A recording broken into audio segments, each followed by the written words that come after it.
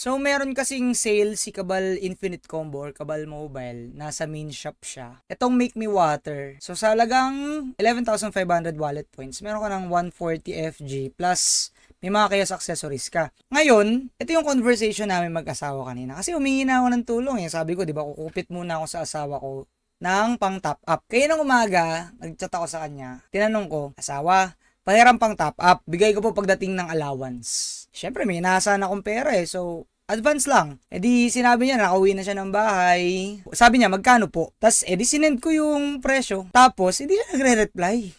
So, ako ngayon, nag-iisip na. Hanggang ngayon, hindi siya nag-reply. Hanggang kanina 10:35.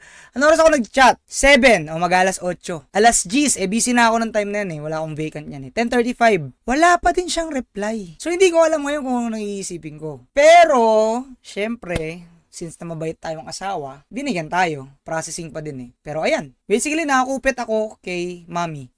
Okay,